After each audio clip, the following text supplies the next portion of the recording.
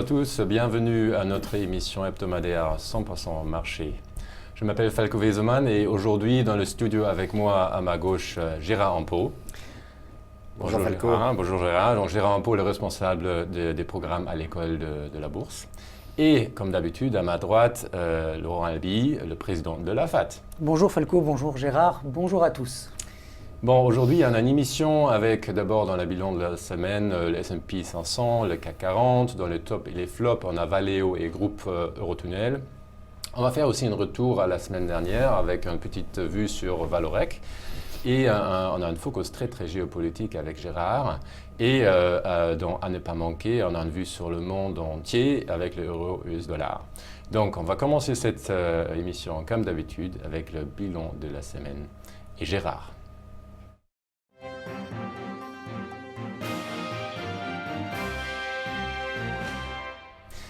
Alors Gérard, qu'est-ce qui s'est passé dans cette semaine? Bien, on a bien entendu, on n'oubliera pas qu'on a à nouveau battu le 30 et le Standard & Poor's 500 avec des records un peu historiques et psychologiques, les 20 000 points, mais on sera certainement amené au cours de l'année à revenir sur ces records, parce que les records seront faits pour être battus. Et si une bonne partie des capitaux dont on attend l'arrivée aux États-Unis arrivent vraiment aux États-Unis, même si les marchés sont chers, même si Laurent a quelques inquiétudes sur les graphiques, il est possible que ces records ne soient plus que de lointains souvenirs dans les semaines ou les trimestres qui viennent.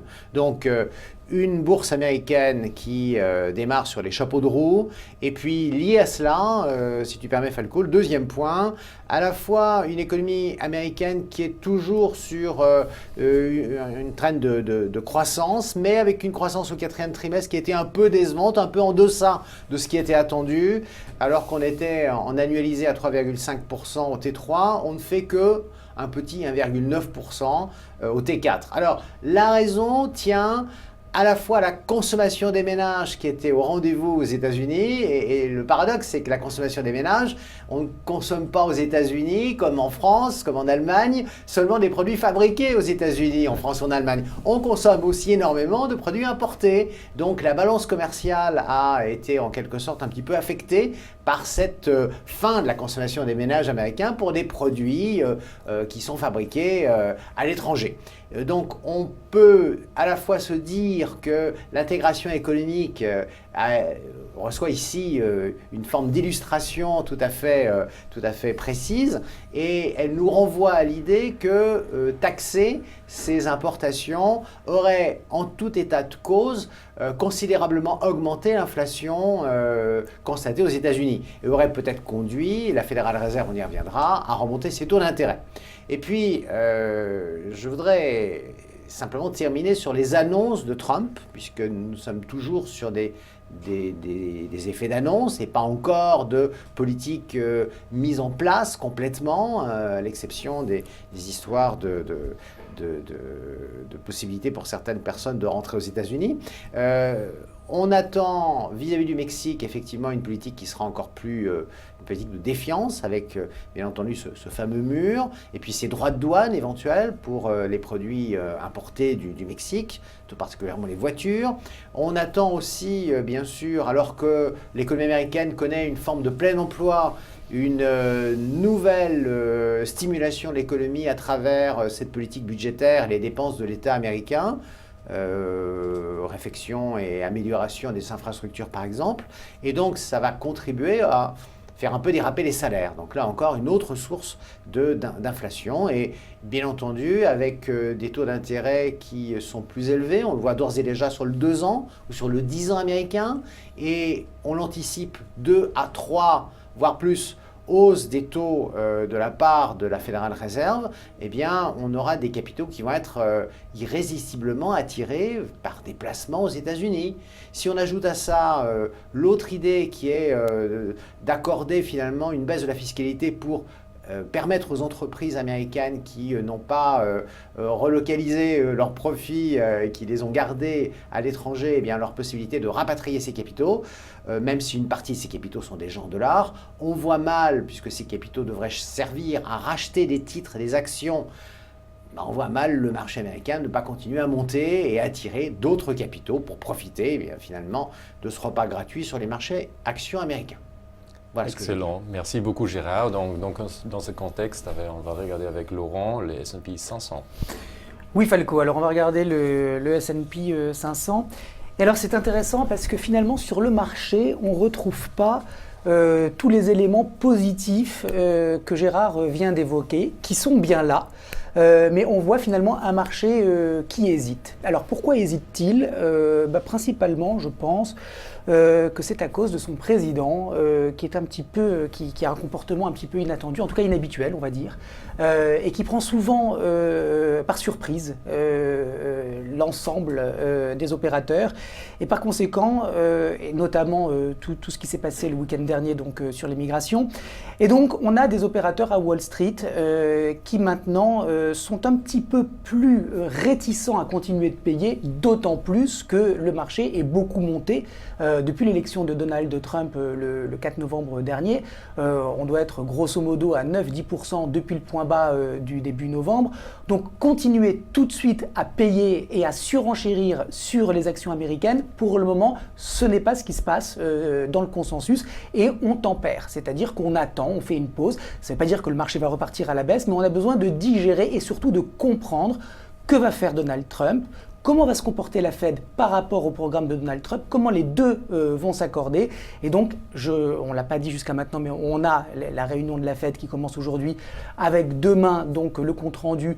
Je ne sais pas ce que Gérard en pense, mais je ne pense pas qu'il va y avoir une remontée des taux dès demain au vu de ce qui s'est passé sur le 4e trimestre 2016. Donc, je pense qu'on va temporiser dans la hausse des taux, en tout cas demain. Donc, tout ça, ça met un petit peu d'incertitude sur les actions. Et c'est pour ça que ce chart du S&P, je ne le trouve pas particulièrement engageant. Oui, exactement, pas particulièrement engageant. Alors il y a des choses que j'aime pas, d'un point de vue purement technique, c'est que, alors regardez, novembre, très grosse hausse, ensuite consolidation normale. On digère cette grosse hausse, on reprend son souffle avant de repartir.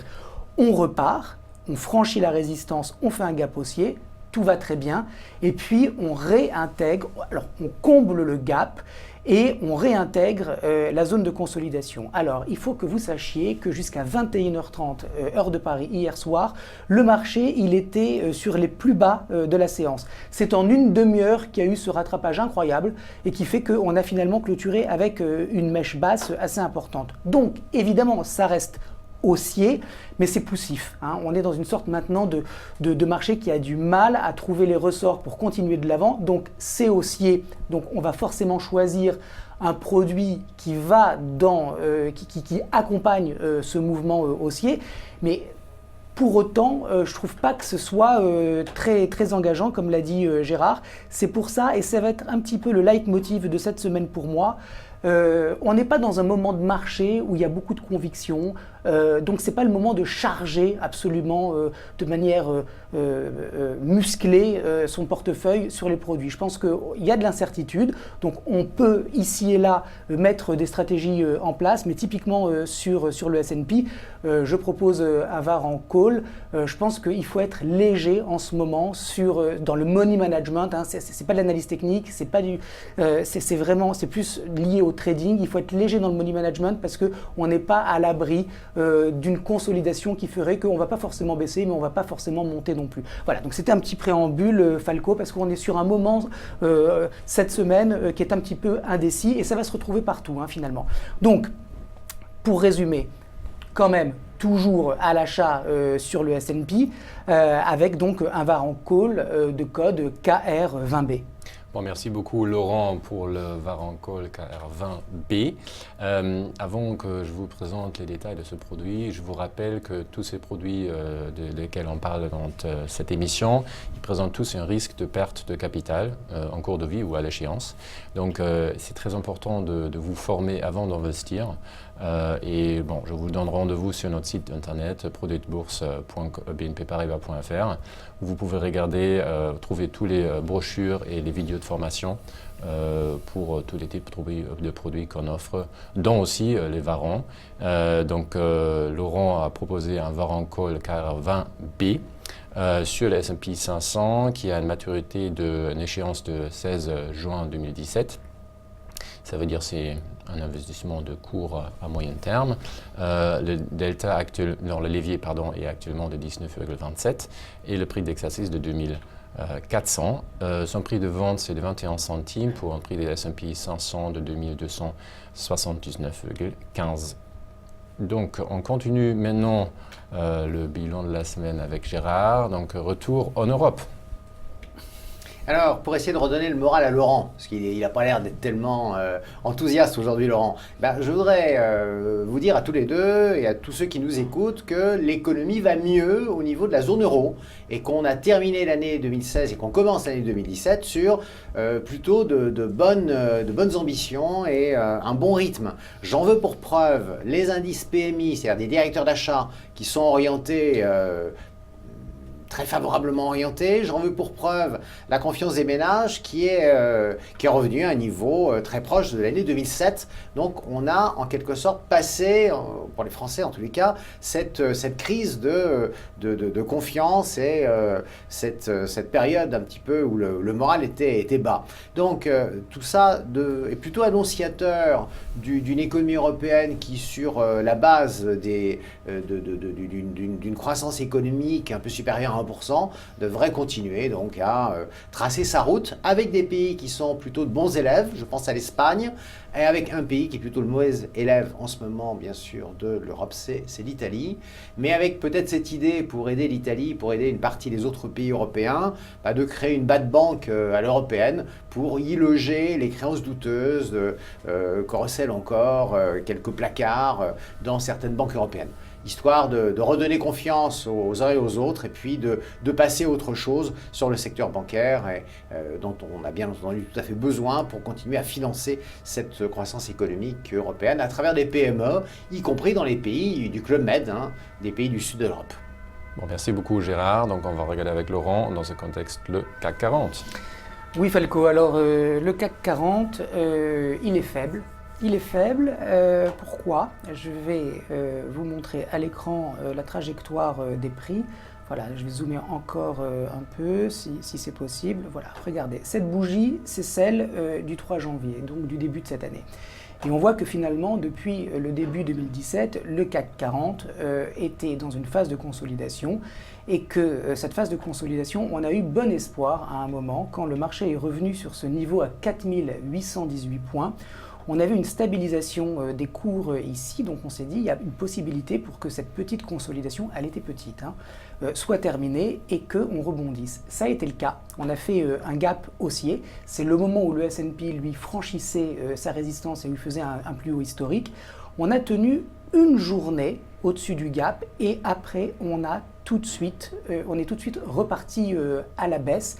Et ça, c'est pas bon, parce que quand on a un marché qui consolide et qu'il arrive sur sa zone de support et qu'il repart et que les opérateurs qui ont payé le marché, 24-48 heures après, changent d'avis et se remettent à vendre, ça veut dire qu'il n'y a pas un consensus fort. Et quand il n'y a pas de consensus fort, ça veut dire qu'il n'y a pas un gros déséquilibre en faveur de l'un des deux camps, en l'occurrence les acheteurs. Et donc, on est sur une période où finalement, acheteurs et vendeurs sont plutôt de forces égales, ce qui fait qu'on peut comme ça onduler, osciller, et c'est exactement ce qu'on est en train de faire. On a cassé le support à 4818. Alors, il y a à titre anecdotique une petite figure, enfin une construction qui peut s'apparenter à une sorte de tête-épaule. Alors, elle n'est pas jolie du tout, je vous l'accorde, la tête-épaule. Elle n'a pas d'épaule gauche, ou alors une épaule gauche complètement atrophiée, et puis une épaule droite qui ne lui ressemble pas du tout. Bon, mais en tout cas, on a ce support que moi, je valide comme une ligne de coup, et on est quand même passé en dessous. Alors, c'est pas parce qu'on passe en dessous d'une ligne de coup que le marché se renverse et qu'on part à la baisse. Mais c'est quand même un signe de faiblesse. Et je pense qu'il suffit que le S&P continue de dériver latéralement sans faire de nouveaux plus hauts historiques, sans forcément baisser. On a un DAX qui est très fort, qui peut lui aussi rentrer en consolidation sans forcément baisser. Mais comme le CAC lui est beaucoup plus faible, il suffit que le DAX et le S&P consolident pour que le CAC, tel qu'on le voit actuellement à l'écran, baisse un peu plus. Alors la stratégie, c'est la stratégie pour la semaine, parce que je pense qu'il va falloir repayer le CAC 40.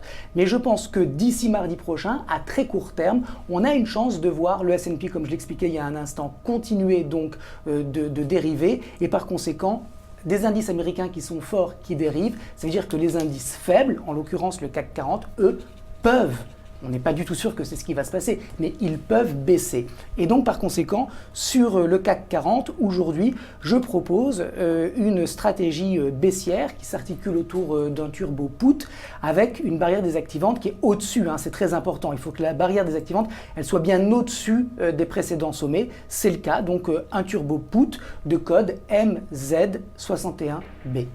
Merci beaucoup Laurent. Donc c'est le turbo put MZ61B, difficile aujourd'hui, sur le CAC 40 qui a un levier de 27,89, une échéance de 17 mars 2017, donc vraiment un investissement de court terme, et un prix d'exercice comme une barrière désactivante de 4 950.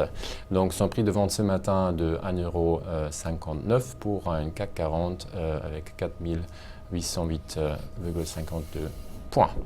Bon, avec cette turbo put, on se tourne à notre prochaine rubrique, les tops et les flops.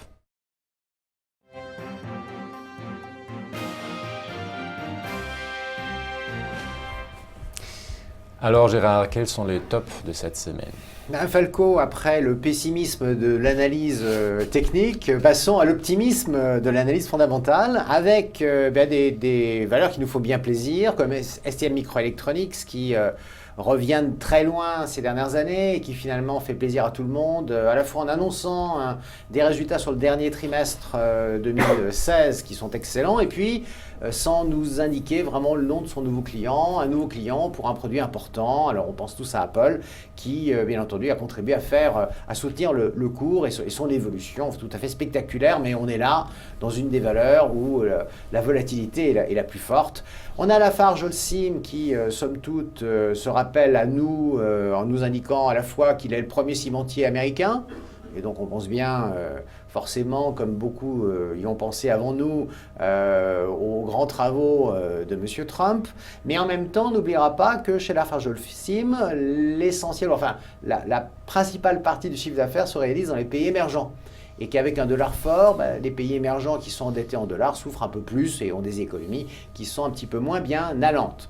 Troisième point, c'est Valeo. Valeo, on a là tout le secteur des cycliques qui continue de finalement bénéficier de cette amélioration de la conjoncture économique. On a la Société Générale qui, à titre d'illustration du secteur bancaire européen, va un peu mieux, avec donc toujours cette idée qu'avec une économie européenne qui va mieux, le secteur bancaire va terminer finalement de faire le ménage chez lui. Et puis on a une nouvelle société, deux sociétés qui ont fusionné, un Technip d'un côté et la société sœur britannique de l'autre côté, qui finalement se montrent sous leurs meilleurs atours aux yeux des analystes financiers qui ont tendance plutôt à donner des objectifs plutôt relativement optimistes pour ce type de valeur. En conclusion, et avant de laisser Laurent finalement analyser une partie de ces valeurs, je dois dire que on est plutôt optimiste sur les résultats des sociétés à la fois américaines et européennes, et donc c'est un soutien qui pourrait être quelque chose qui trouve sa place dans le raisonnement, en tous les cas face aux incertitudes, aux questionnements de nos amis analystes techniques. Le fond est bon. Excellent, bon merci, on va regarder ça tout de suite sur Valeo avec Laurent. Effectivement, alors cette semaine j'ai conservé Valeo parce que le titre est dans un trend haussier très clair. Ce qui est intéressant sur Valeo, je vais zoomer, c'est, vous le voyez, ce niveau ici qui a été donc un sommet qui, une fois dépassé, est devenu une zone de support. Le titre, en franchissant ce niveau à 54 €, a consolidé latéralement, et puis on est reparti à la hausse sur Valeo. Autrement dit, on devrait normalement continuer d'assister à une belle progression du cours. En tout cas, techniquement, on voit une pression acheteuse qui s'exerce sur les cours et qui devrait continuer de le faire dans les prochaines semaines. Alors, on a effectivement une ligne de tendance que j'ai tracée juste pour vous montrer un petit peu la direction. Visuellement, c'est très clair. Peut-être que sur Valeo, on pourrait attendre un petit peu, puisque je vous expliqué que le CAC était en train de tergiverser un petit peu, qu'on n'était pas sûr que les marchés américains même allaient repartir tout de suite. Ça veut dire qu'on peut consolider un peu sur Valeo et ça nous fournirait finalement un prix d'entrée un petit peu meilleur. Donc peut-être que ce niveau sur Valeo, qui est un petit peu plus bas, à 56 € serait le bon prix pour rentrer. Ça serait la zone de résistance qui deviendrait potentiellement support et c'est peut-être un niveau que les opérateurs attendent pour se repositionner et accompagner la tendance haussière. Donc dans ce contexte qui est favorable sur Valeo, j'ai choisi un Turbo Infini Best Call de code RJ95B. Ouais, merci beaucoup Laurent. Donc c'est le Turbo Infini Best Call RJ95B sur Valeo qui a actuellement un levier de 9,36, un prix d'exercice et aussi une barrière désactivante de 52,2017. Et voilà, ce matin, son prix d'achat, prix de vente actuellement était de 0,61 € pour un prix de Valeo de 57,07 5. Donc on continue avec, après cette Turbo Infini Best Call, avec les flops cette fois-ci, Gérard. Alors, les flops, ils sont de deux natures finalement. On a à la fois les valeurs dites de rendement, comme NG Orange, qui souffrent en quelque sorte de la remontée des taux d'intérêt moyen-long terme. Et puis on a aussi des situations spéciales. Je pense à Groupe Eurotunnel, qui est particulièrement une valeur un peu victime, en tous les cas aux yeux des investisseurs du Brexit. Et puis on a aussi deux situations spéciales comme Safran, qui a lancé une OPA donc sur une société qui recèle un actionnariat familial et auquel il va falloir à la fois proposer à ses actionnaires classiques une offre en cash et à ses actionnaires familiaux une fusion. Et donc c'est un petit peu compliqué comme type d'OPA. Et en fait on terminera par Vivendi qui ne cesse d'étonner les observateurs quant à la stratégie qu'elle mène sur l'affaire Mediaset en Italie, où on ne sait pas très bien où elle va. Et puis avec une sorte d'inquiétude, en tous les cas d'incertitude, sur la capacité d'une de ses principales filiales, Canal+, à restaurer son dynamisme commercial. Merci beaucoup Gérard. Donc on va regarder avec Laurent le groupe Eurotunnel. Absolument. On regarde le groupe Eurotunnel. Alors on voit que depuis le mois de juin, on est en présence d'un titre qui évolue finalement à l'inverse du reste du marché puisqu'il est très faible. On voit qu'on était au début de l'été au-dessus des 11,50 €, qu'on est maintenant autour, un petit peu en dessous des 8,78 €. Autrement dit, on a des dégagements qui continuent de s'opérer sur Eurotunnel. Alors pour autant, vous voyez que c'est quand même, c'est pas très baissier, on est plutôt dans une grande consolidation de moyen terme avec un biais baissier de court terme. On a cassé le support ici à 8,78. Quand on a fait ce point bas, on est allé chercher le 62% de retracement de toute l'impulsion baissière précédente et puis les vendeurs sont repassés à l'offensive sur ce niveau. Donc je ne vois pas trop de potentiel haussier pour le moment sur groupe Eurotunnel et je ne serais pas étonné de voir le titre finalement retourner sur cette grosse zone de support que vous voyez ici et que je vais zoomer pour vous autour des 8 €. Maintenant qu'on a cassé cette zone de support, qu'on est passé sous la moyenne mobile, c'est quand même très faible. Donc il peut y avoir des petits allers-retours, des petits swings comme on dit, mais fondamentalement pour les prochaines semaines, je pense que groupe Eurotunnel devrait continuer de sous-performer. Et donc j'ai choisi un Turbo Put Infini pour donc accompagner ce mouvement baissier de code RK66B. Merci beaucoup Laurent. Donc c'est le Turbo Put Infini sur groupe Eurotunnel RK66B qui est actuellement un levier de 4,84 qui a une barrière désactivante à 9,54 € et un niveau de financement à 10,1573 €. Et son prix de vente ce matin, c'est de 18 centimes pour un prix de groupe Eurotunnel de 8,79 €. Avec cette Turbo Put Infini, on fait un petit retour à la semaine dernière. La semaine dernière, on avait parlé d'un vent en call sur Valorec. Et un de nos chers spectateurs nous a appelé ce matin parce qu'il avait des questions sur Valorec, parce qu'il avait investi, donc c'est Yvonique, donc il se pose des questions sur Valorec. Donc on va retourner sur Valorec avec Laurent. Alors, on va retourner rapidement sur Valorec. Alors, pour ceux qui n'étaient pas avec nous la semaine dernière, le titre était en phase de rebond. Il avait fait un 38%. Il était, vous voyez, ici. Et on avait donc une lecture haussière. Est-ce que cette lecture a changé? Est-ce que le marché est toujours haussier? La réponse est oui. Il est haussier, mais il a ralenti. Pourquoi? Eh bien, tout simplement parce qu'on a échoué à dépasser ce niveau de résistance, si je ne m'abuse, qui est à 7,47. Autrement dit, vous le voyez, j'ai noté sur mon chart que maintenant, on a deux hypothèses. La première, le marché consolide. Un marché qui consolide, ça ne veut pas dire que c'est un marché qui se retourne. C'est un marché qui, après être monté, va s'inscrire dans un range et jusqu'à que la tendance sur un horizon de temps supérieur reprenne. Deuxième hypothèse, plus négative cette fois, mais de court terme, c'est qu'en fait, ce qu'on est en train de mettre en place ici, c'est un double top. Le double top, c'est un double sommet, mais il n'existe que si la ligne de coup à 6,50 est franchie. Pour le moment, ce n'est pas le cas, donc on est au mieux sur un marché qui consolide, au pire, j'ai envie de dire, sur un marché qui peut donner un petit peu de potentiel baissier à très court terme, mais de toutes les façons, sur Vallourec, la tendance de fond, vous le voyez, elle est haussière, donc il n'y a pas d'inquiétude, à mon sens, à avoir sur le titre, en tout cas pas aujourd'hui sur les niveaux de prix actuels, tant que la première zone de support Ivonic tient bon, eh bien on est sur un marché qui consolide et qui devrait reprendre son trend haussier, donc on n'a pas eu le franchissement immédiat de la résistance. Mais bon, ce n'est pas un problème. On peut attendre un petit peu de voir tous les marchés repartir pour avoir sur Vallourec une reprise de la tendance haussière.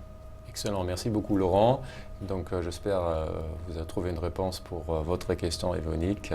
Voilà, donc on continue avec notre émission et le focus.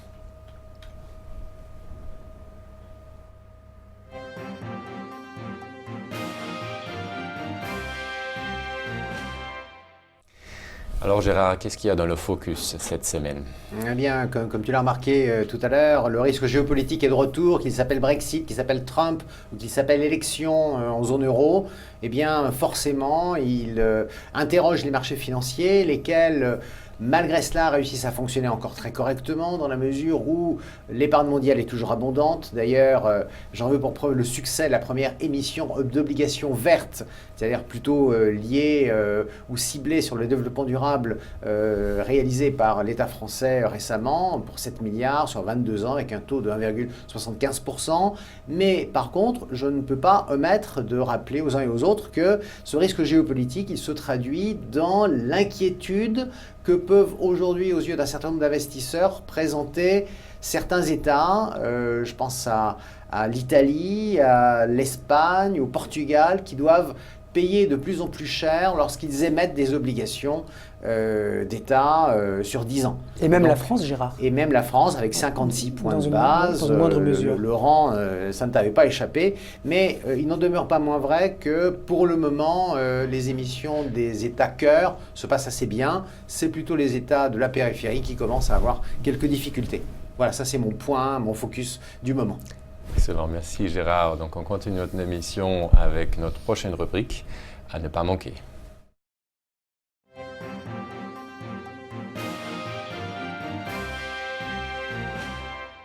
Alors Gérard, qu'est-ce qu'il ne faut pas manquer la semaine prochaine? Tout simplement, et à partir de demain, le résultat de la réunion avec Janet Yellen et le FOMC, Federal Open Market Committee, sont un peu les cuisiniers de l'économie américaine. L'économie américaine, c'est une grande casserole avec de l'eau et un peu de bouillonnement à l'intérieur. Alors, le travail de notre cuisinière Janet Yellen, c'est de faire en sorte que le feu soit pas trop fort pour que l'eau ne déborde pas, qu'il n'y ait pas trop d'inflation, par exemple. Et on a un apprenti cuisinier qui est un nouveau président, qui apprend son métier, qui a décidé de verser beaucoup d'eau dans cette grande casserole qui bouillonne déjà. Donc, on risque le débordement. Eh bien, c'est le rôle de la Fédérale Réserve éventuellement de ralentir le feu pour faire en sorte que l'eau reste à l'intérieur de notre casserole. Donc on a toute cette difficulté liée à ces ajustements, à cette compréhension des mécanismes de l'économie réelle. Et donc c'est tout le travail du dialogue qui doit nécessairement exister entre d'un côté l'exécutif, de l'autre côté l'autorité monétaire. On va voir ce qui va se passer au niveau donc des États-Unis. Réunion la même semaine pour la Banque du Japon et réunion la même semaine pour la Banque d'Angleterre qui l'une et l'autre ont aussi fort à faire avec leurs économies nationales. Deuxième point, eh bien, c'est bien entendu tout ce qui concerne les statistiques qui vont nous arriver. Aux États-Unis, ça sera la création d'emplois non agricoles qu'on regardera avec beaucoup d'intérêt pour savoir si l'activité économique américaine est toujours proche de la surchauffe, avec de nombreuses créations d'emplois. Et puis en zone euro, le niveau de l'inflation, on sait qu'en Allemagne, il est proche de 2%, et donc c'est déjà un résultat obtenu par la Banque Centrale Européenne qui estime que c'est le pétrole qui a fait remonter cette inflation et qu'elle n'est encore pas à son objectif. Et puis le niveau de croissance économique au T4. Des marchés obligataires dont j'ai signalé, bien entendu, et Laurent m'a appuyé sur ce point-là, qu'ils étaient sous la surveillance des agences de notation qui, en cas de risque populiste, auraient tendance à dégrader ces notations souveraines. Et puis, ces risques politiques ou populistes, ils restent vraiment dans notre viseur, à la fois avec les Pays-Bas, ça sera le mois de mars, la France un peu plus tard, et l'Allemagne toujours un peu plus tard. Des risques géopolitiques, donc, qui, au niveau européen et au niveau mondial, ont tendance à une forme de résurgence et qui sont donc très présents dans notre esprit. Merci beaucoup Gérard. Donc, dans ce contexte, on va regarder avec Laurent l'euro-dollar. On regarde l'euro-dollar, Falco, et je reviens finalement à mon préambule, c'est-à-dire que sur l'euro-dollar, difficile d'avoir une conviction. Ça monte et pour le moment on n'a pas de signe qui nous montre que ça va repartir à la baisse. Alors la tendance de fond, vous le savez tous, elle est baissière sur l'euro face au dollar. Il n'y a aucune raison fondamentale en 2017 de voir l'euro s'apprécier face au dollar. Maintenant à très court terme, techniquement, qu'est-ce qu'on voit? On voit que depuis le mois de janvier, on a un euro qui monte. Alors je le disais déjà la semaine dernière, c'est plutôt les tergiversations du dollar parce qu'on voit que face au GBP, face au yen, on a un dollar qui ne s'apprécie plus trop et donc les devises en dollars en profitent, mais de là à clamer et à affirmer que l'euro repart dans un trend haussier dans un mouvement de contre-tendance face au dollar, ça serait aller vite en besogne. Donc à très court terme, je propose une stratégie qui s'articule donc sur la poursuite de ce rebond, parce que pour le moment c'est toujours un rebond. Ça sera plus qu'un rebond si on franchit, vous voyez, ce niveau ici. Regardez, on avait une consolidation, c'était un support légèrement enfoncé, une résistance. Si on dépasse la résistance et qu'on voit un élan acheteur qui se poursuit, alors là, on aura peut-être plus à envisager sur l'euro face au dollar. Mais on en est encore loin, donc un varan qui est call sur l'euro-dollar avec, Falco va vous le préciser, un prix d'exercice qui n'est pas très loin, mais il ne faut pas non plus avoir des ambitions irréalistes. En tout cas, c'est un varan call de code OS53B. Merci beaucoup Laurent. Donc c'est le varan call sur l'euro-dollar, OS 53B, qui a un levier actuellement de 45,04, une échéance de 17 mars 2017, donc un investissement de très court terme, un prix d'exercice de 1,10 et tout ça pour un prix de vente ce matin de 61 centimes pour un euro-dollar à 1,0711. Bon, c'est presque la fin de notre émission et c'est l'occasion de donner évidemment, comme d'habitude, rendez-vous mardi prochain, le 7 février à 12h à midi pour la prochaine émission de 100% marché. Mais aussi, une nouvelle chose chez BNP Paribas, avec Laurent ensemble, on va commencer de faire un webinaire chaque semaine le jeudi à 17h pour regarder un peu les fondamentaux de l'analyse technique. Donc ce jeudi 2 février 17h, vous allez tous recevoir des invitations encore, les fondamentaux des analyses techniques, où on va regarder aussi des questions comme Yvonique l'avait aujourd'hui. Donc c'est aussi votre émission, donc vous pouvez participer, poser des questions sur l'analyse technique, sur vos actions préférées et sur le CAC 40. Donc on est là pour vous, à vous répondre à toutes ces questions. Donc je vous donne rendez-vous la semaine prochaine et aussi cette semaine. Merci d'avoir été avec nous. Merci Laurent aujourd'hui pour être avec nous. Gérard, un grand plaisir d'avoir été ici dans le studio. Un plaisir partagé, mon cher. Voilà, donc à très bientôt, soit cette semaine, soit la semaine prochaine. Je vous souhaite une bonne journée. Au revoir.